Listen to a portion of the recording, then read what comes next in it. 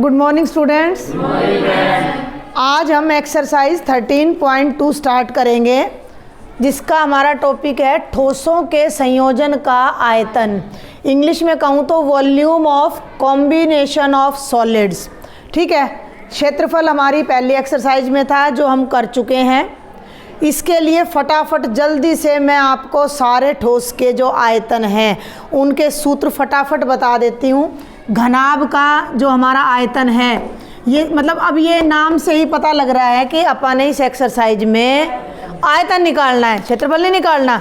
आयतन, तो आयतन के सूत्र हम देख लेते हैं। बताओ भाई, घनाभ का आयतन LBH, लंबाई गुणा चौड़ाई गुणा ऊंचाई। घन का आयतन A क्यूब या L क्यूब, लंबाई गुणा लंबाई गुणा लंबाई, क्योंकि तीनों बराबर होती हैं। इसके बाद नंबर आ जाता है सिलेंडर का। बेलन का आयतन नहीं जी, आयतन बेलन का आयतन, बेलन का आयतन होता है पाई R स्क्वायर H। मैंने लिखवाए थे और बोला था कि याद करके आना।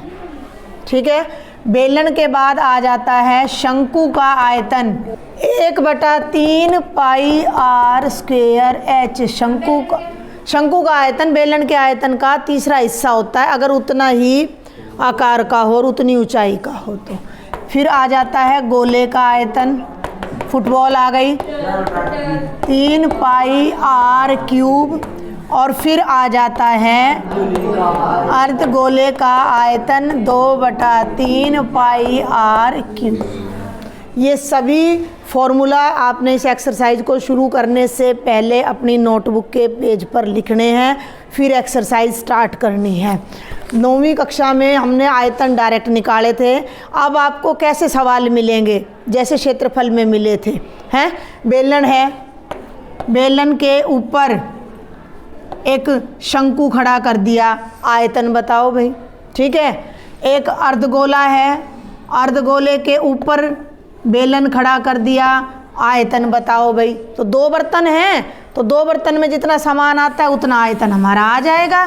तो सबसे पहला काम इस चैप्टर को करने के लिए स्टेटमेंट पढ़नी है, डायग्राम बनाना है, और जितनी आकृति इसमें यूज हो रही हैं उनकी डायमेंशन बोलूँ तो लंबाई है, चौड़ाई है, ऊंचाई है, त्रिज्या है, वो निकालनी है। करें शुरू। पहला सवाल, अच्छा देखो शुरू में ही कह रखा है कि जब तक कहा ना जाए पाई को 22/7 लेना है। एक ठोस सॉलिड एक अर्धगोले पर खड़े एक शंकु के आकार का है। अर्धगोला है, अर्धगोला माने कटोरा। एक मुस्कान, समझ आ रहा है? कटोरे के ऊपर एक शंकु उल्टा खड़ा है। एक मिट्टी तेल की कीप उल्टी कर दी, आइसक्रीम की सॉफ्टी वाला कोण, जोकर की टोपी उसके ऊपर उल्टी रख दी। समझ आ रहा है? ऐसा एक बंद खिलौना है, ठोस है, सॉलिड है, जिनकी त्रिज्याएं 1 सेंटीमीटर हैं। अब एक बात समझनी है, ये कप है, इस कप पे अगर मैं कोई बर्तन यूं का यूं ढकता हुआ उल्टा रखूँगी तो पूरा इससे मिलना चाहिए यहाँ से। तो जितनी इसकी त्रिज्या होएगी इतनी उसकी होएगी। तो शंकु की त्रिज्या भी 1 सेंटीमीटर है और अर्धगोले की त्रिज्या भी 1 सेंटीमीटर है। अर्धगोले की त्रिज्या, नाम क्या दोगे त्रिज्या को? R बराबर है 1 सेंटीमीटर। और ऊपर क्या आकृति है?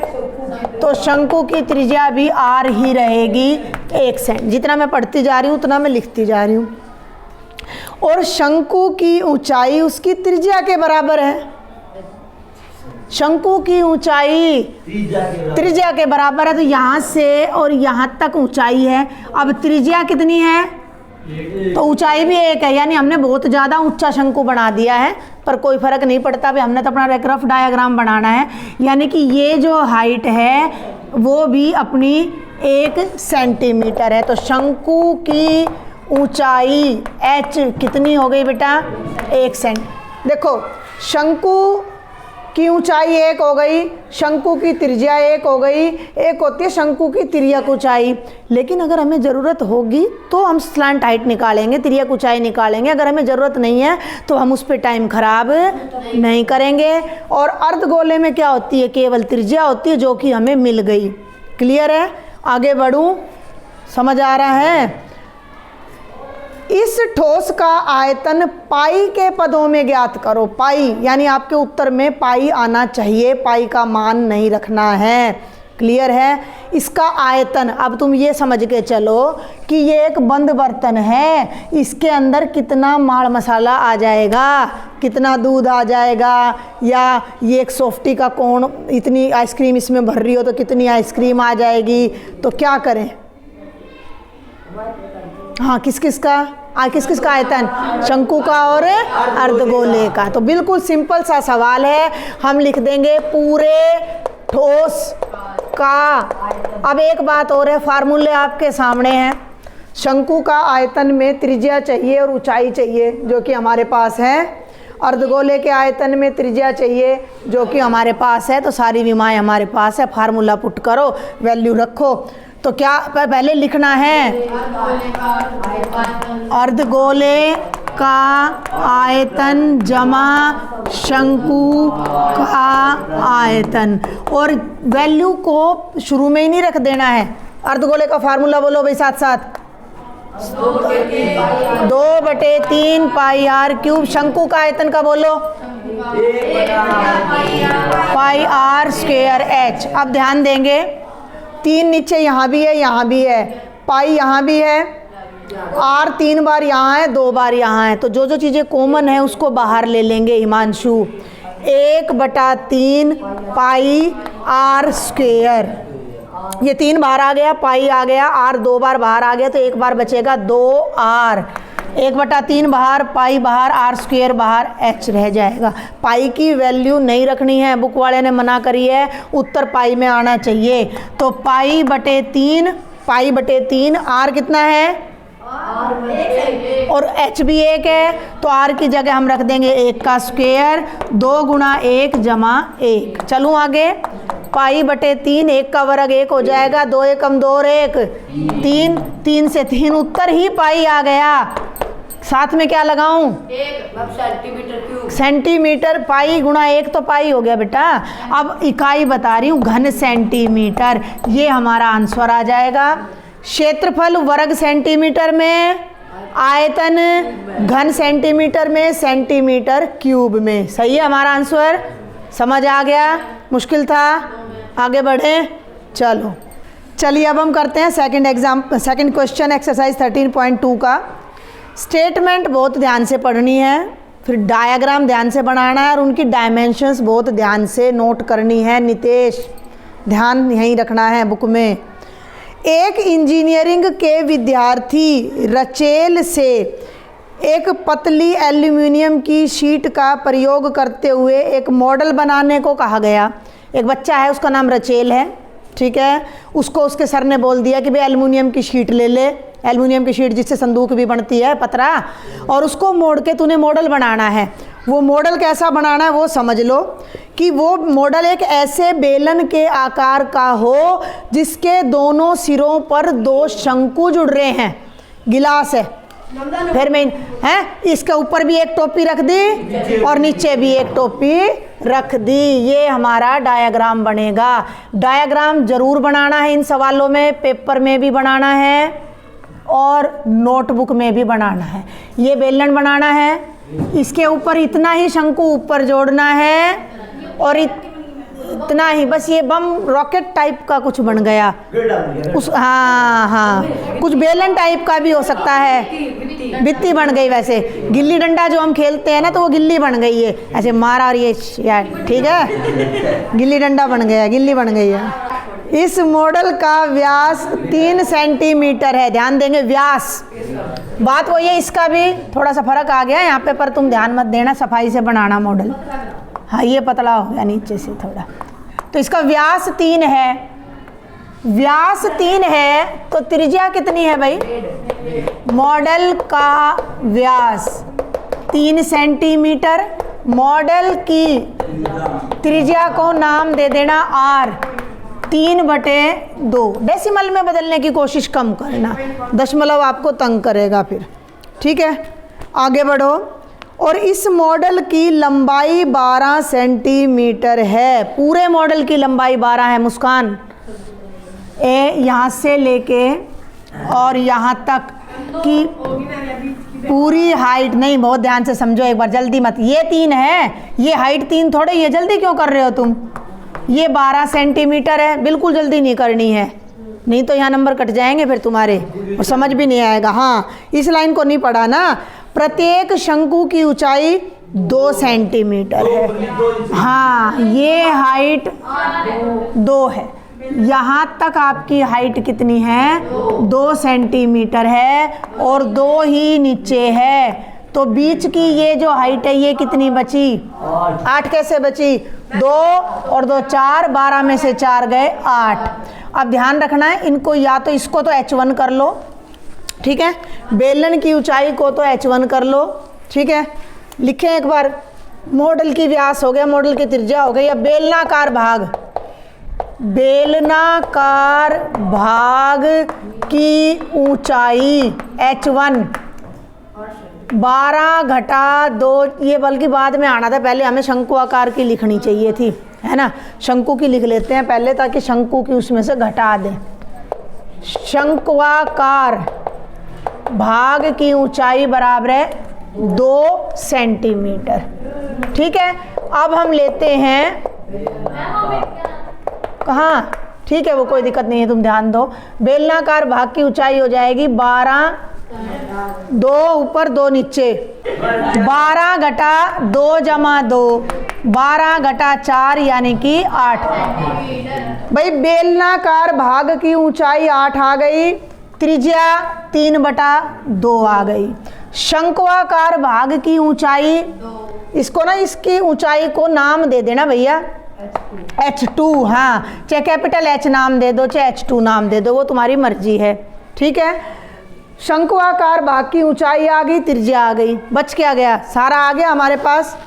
आगे देखते हैं, ये सारा हो गया तो कहते हैं रचेल द्वारा बनाए गए मॉडल में अंतर्विष्ट हवा का आयतन ज्ञात कीजिए। कहने का मतलब है अब इसके अंदर कितनी हवा है वो बतानी है।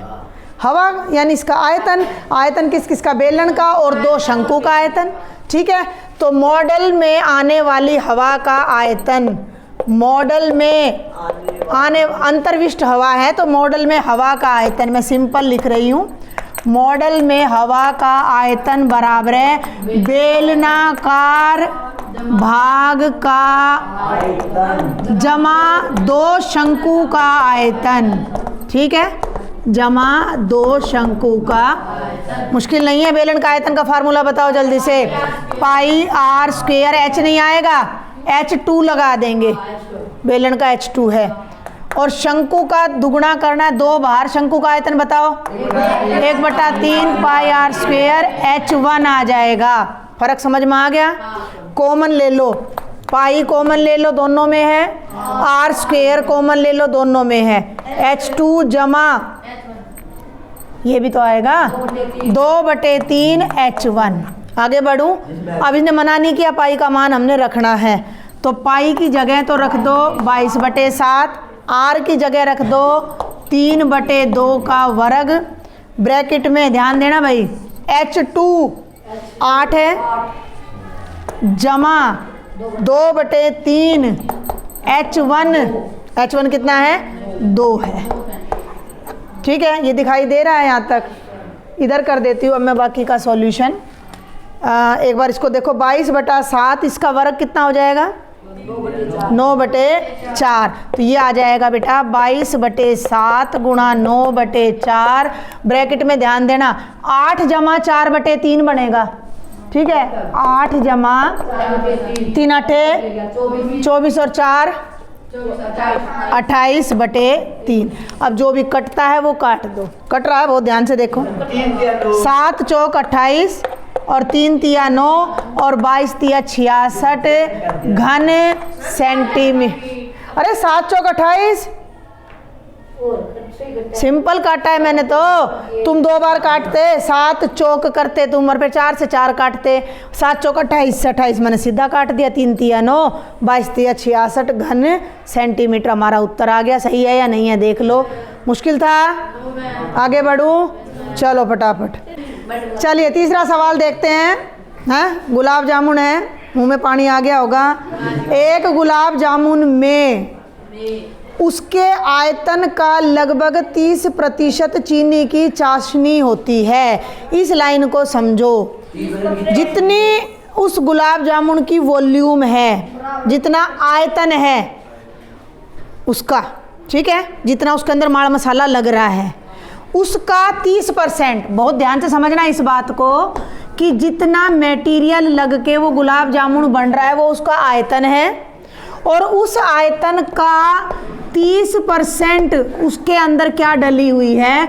चाशनी, चीनी की चाशनी डली हुई है। क्लियर है यहाँ तक बात? 45 गुलाब जामुन में लगभग कितनी चाशनी होगी? ये कहता है कि 45 गुलाब जामुन में चाशनी बतानी है तुमने। यदि प्रत्येक गुलाब जामुन एक बेलन के आकार का है, गोल वाले गुलाब जामुन नहीं है भाई जो अपने शादियों में बनते हैं, जो पेठा की मिठाई होती है ना, पेठा की गंडेरी भी बोलते हैं उसको, लंबी लंबी, उस टाइप में इस तरह का गुलाब जामुन, कैप्सूल टाइप का, कैप्सूल ही है ये एक तरह का। ऐसत्य तो नहीं है भाई, बहुत नहीं, बहुत तरह की मिठाइयाँ बनती हैं दुनिया में, तुमने नहीं खाई तो हम क्या करें, है ना? मैंने भी नहीं खाई है इतना लंबा गुलाब जामुन, ऐसा लंबे वाला गुलाब जामुन मैंने भी नहीं खाया है, पर ये कह रहा है बनते हैं तो कहीं ना कहीं दुनिया में तो बनते ही होंगे। प्रत्येक गुलाब जामुन एक बेलन के आकार का है जिसके दोनों सिरे अर्धगोलाकार है। कैप्सूल वाला क्वेश्चन जो तुमने किया था बिल्कुल उसी तरह का ये हमारा क्वेश्चन है। ये इस तरह का यहाँ गोले लगे हुए हैं। आप ध्यान से समझना, इसकी लंबाई, किसकी लंबाई? पूरे गुलाब जामुन की लंबाई कितनी है? 5 क्या?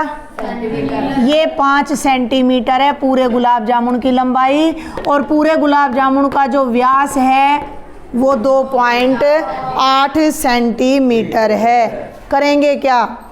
एक गुलाब जामुन का आयतन निकालेंगे, 45 से गुणा करेंगे, उसका 30% फिर हम निकालेंगे। बिल्कुल सिंपल है। लेकिन अब हमें अर्धगोलाकार भाग का तो व्यास पता है, ये 2.8 है भाई। गुलाब जामुन, चलो गुलाब जामुन तो लिख ही लेते हैं एक बार, है ना?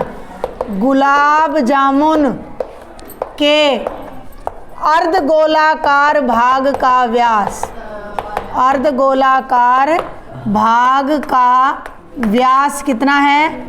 2.8 सेंटीमीटर। तो अर्धगोलाकार भाग की जो त्रिज्या है वो r, हाँ 2.8/2 करके दिखानी है, 1.4 सेंटीमीटर। 14/10 कर दो, 7/5 आ जाएगी। ठीक है, 7/5 सेंटीमीटर। आगे बढ़ते हैं। अब मुझे ये बता दो कि ये जो बीच का बेलनाकार भाग है इसकी भी त्रिज्या यही आएगी, लेकिन इसकी हाइट तो नहीं कह सकते अब हम, क्योंकि ये ऐसे रखा हुआ है, बट अगर हम इसे वर्टिकल खड़ा कर लें तो हाइट ही हो जाएगी। तो इसकी जो ये ऊंचाई है, जो यहाँ से और यहाँ तक की हाइट होगी h, वो कितनी होगी? 2.2 है। कैसे आएगी? रेडियस नहीं घटाएंगे, व्यास घटाएंगे ना।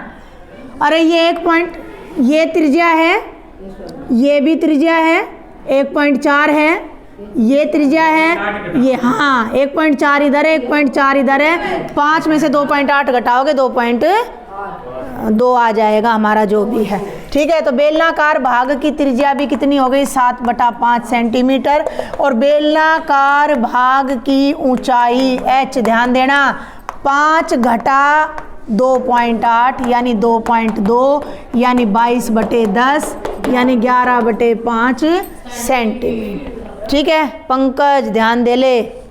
एक गुलाब जामुन का आयतन, एक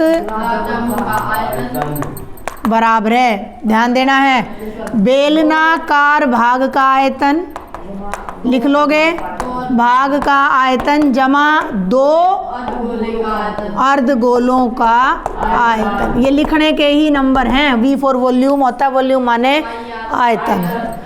पाई आर स्क्वायर एच और 2 गुणा 2/3 पाई आर क्यूब। आयतन के फॉर्मूले में कभी भी 2 घात नहीं आती, 2 है तो उसके साथ 1 घात और आएगी। इसमें से पाई आर स्क्वायर कॉमन ले लो, काटा पीटी मत करना बिल्कुल भी, दशमलव में तो बदलना ही मत सवाल को। h जमा 4/3 आर, भाई पाई बाहर गया, आर स्क्वायर बाहर गया।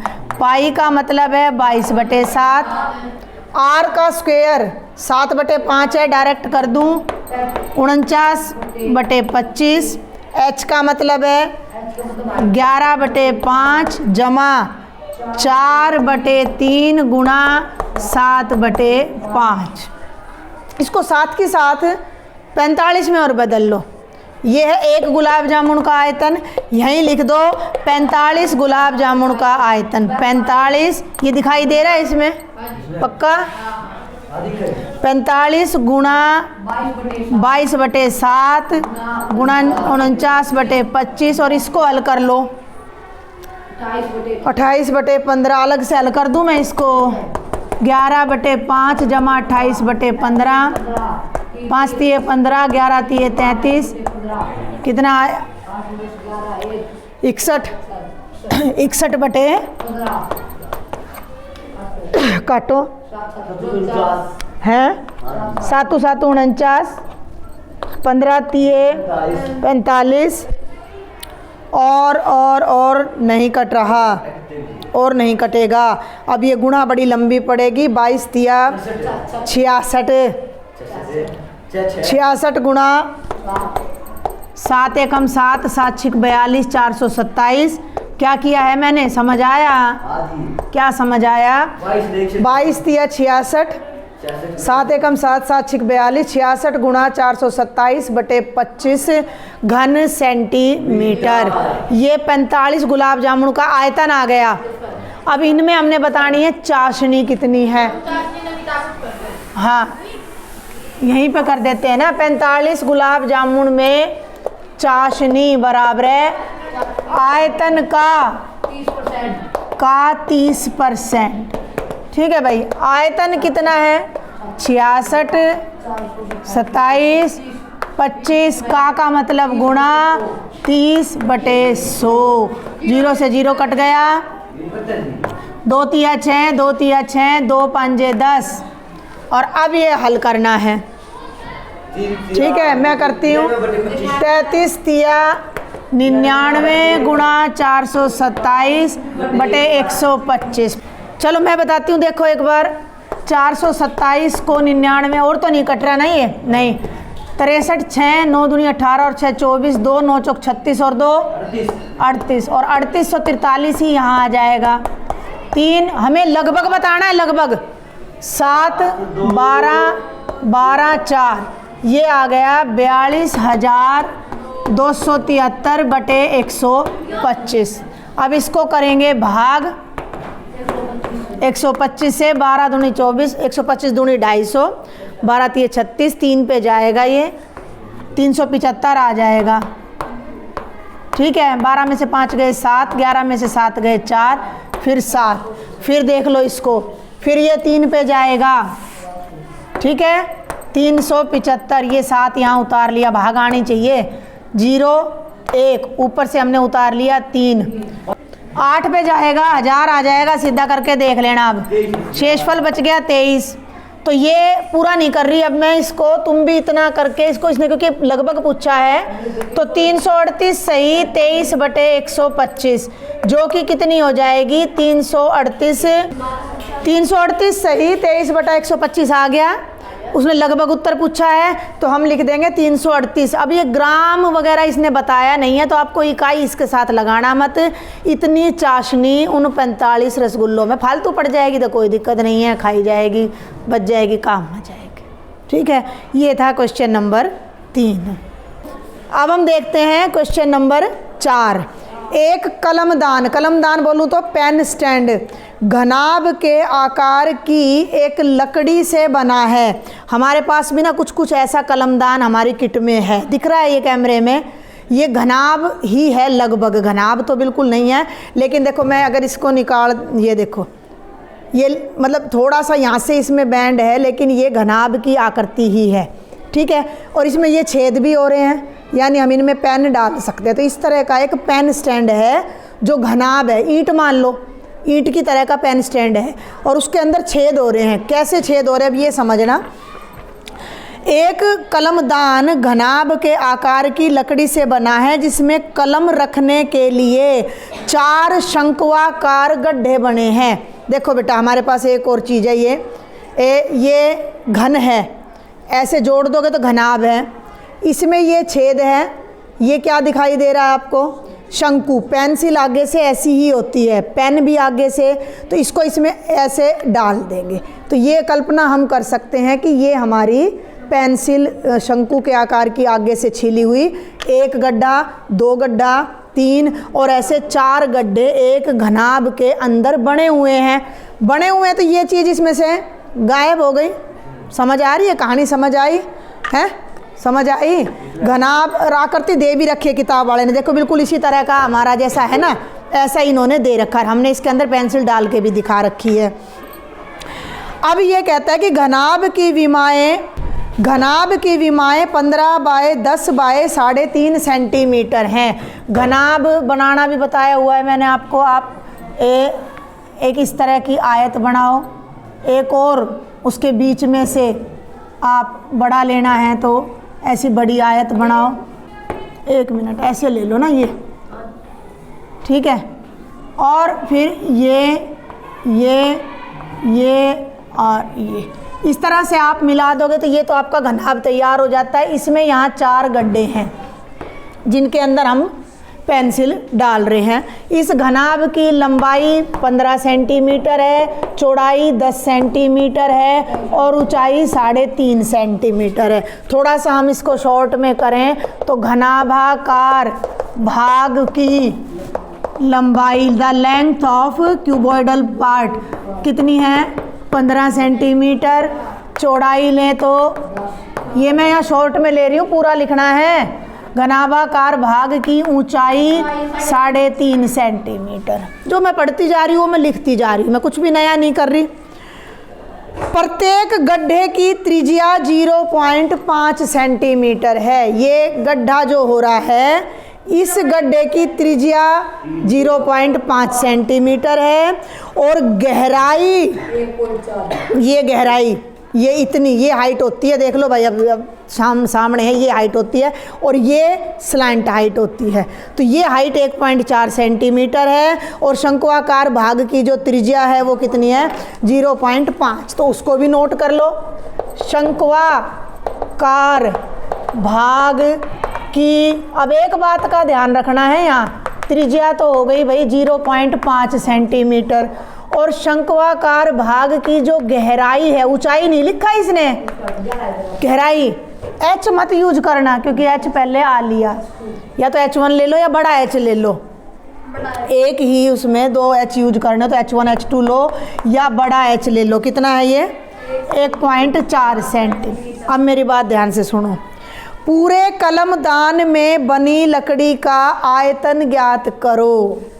अब मेरी बात ध्यान से सुनना। वैसे तो कलमदान लकड़ी का है तो ईंट है, ईंट का आयतन, घनाभ का आयतन क्या बताया था, फार्मूला याद है, LBH, लंबाई गुणा चौड़ाई गुणा ऊंचाई, तो इसका आयतन आ जाएगा। लेकिन इसमें जो ये 4 गड्ढे हो रहे हैं ना, वो मटेरियल बाहर निकल गया भाई। ये घन है, इसमें जो ये गड्ढा हो रहा है रितेश, ये लकड़ी कट के बाहर चली गई, ठीक है। तो इसका आयतन हम क्या करेंगे, घटाएंगे। कितने शंकु का, 4 शंकु का। घनाभ के आयतन में से 4 शंकु का, ये ऐसे था पहले, ये पूरी मिट्टी पूरी लकड़ी ऐसे होती है, डंडा ऊपर नहीं है तो पूरी लकड़ी ऐसे होती, पर ये काटा और बाहर निकाल दिया तो हट गया ना, हट गया मतलब घट गया। मैथ में घटा करनी है तो बहुत आसान है, पूरे कलमदान में लगी लकड़ी का आयतन, पूरे कलमदान की लकड़ी का आयतन, the volume of wood in pen stand is equal to, क्या लिखेंगे, घनाभ का आयतन घटा 4 शंकु का आयतन। कोई मुश्किल नहीं, बिल्कुल आसान सवाल है, इससे आसान सवाल हो नहीं सकते। घनाभ का फार्मूला भाई, फिर बार बार फार्मूला पूछ रही हूँ मैं, LBH, और शंकु का आयतन 1/3 H। बस हल कर दो। L कितना है, 15 गुणा 10 गुणा 3.5। ये 3.5 को तुम यहाँ पे चाहो तो 35/10 लिख देना, कट जाएगा। 4 एकम 4/3, 22/7 R 0.5 है बेटा। 0.5 का मतलब 5/10। 5/10 का मतलब बेटा दशमलव में कोशिश कम करना। दशमलव हमें परेशान करता है, कई बच्चों को कैलकुलेशन में दिक्कत आती है। तो ये हो जाएगा 1/2 का वर्ग यानी 1/4। हाइट है 1.4, 14/10, 2 7 14, 2 5 10 यानी कि 7/5। सिंपल कैलकुलेशन है। 10 से 10 कट गया, 4 से 4 कट गया, 7 से 7 कट गया। 15 5 75, 7 15 5 75, 7 15 45 और 7 52, 525। और ये आ गया 22/15। इसको दशमलव में बदल लो। ये अरे हाँ, ये कौन सा, अरे 5 3 15 नहीं कर दिया, 22 एकम 22, 5 3 15। अब या तो 15 लघुत्तम लो और नहीं तो 22 को 15 से भाग कर दो, 525 में से घटा दो। मैं 22 को 15 से भाग करना आसान समझती हूँ। 15 एकम 15, 12 में से 5 गए 7, 0, 15 चौकू 60 और 15 छिक 90, लगभग ये आएगा। और ये फिर 15 छिक 90 चला जाएगा। ठीक है, और आगे हमें ज़रूरत नहीं है वैसे इसकी। 7 0 दशमलव लगा दिया यहाँ मैंने, तो 15 चौके 60, 100 आ गया। 15 छिक 90, फिर 100 आता चला जाएगा, तो 6 की रिपीटिशन हो जाएगी। 525 में से 1.46 को घटा दो, 10 में से 6 गए 4, 9 है, नहीं 10 में 6 गए 4, कहाँ ध्यान है, 9 में से 4 गए 5 और 4 में से 1 गया 3, 523.54 घन सेंटीमीटर। चेक करो एक बार। कोई बात नहीं, इतना में तो हमारा कोई फर्क नहीं पड़ता है। 500 हमारा उत्तर है 523.53, ये है अपना आ रहा है 523.54, तो इतने में हमारा कोई फर्क नहीं पड़ेगा। तो ये हमारा आयतन आ जाएगा। मुश्किल था? बिल्कुल मुश्किल नहीं था। ठीक है, तो ये 4 क्वेश्चन थे। बाकी के 4 क्वेश्चन अगले लेक्चर में कवर करेंगे। अगर लेक्चर पसंद आए तो ज़्यादा से ज़्यादा शेयर करना है, सब्सक्राइब करना है, लाइक करना है, और अपने डाउट्स के लिए आप मुझे टेलीग्राम पे या व्हाट्सएप पे ज्वाइन कर सकते हो। Thank you.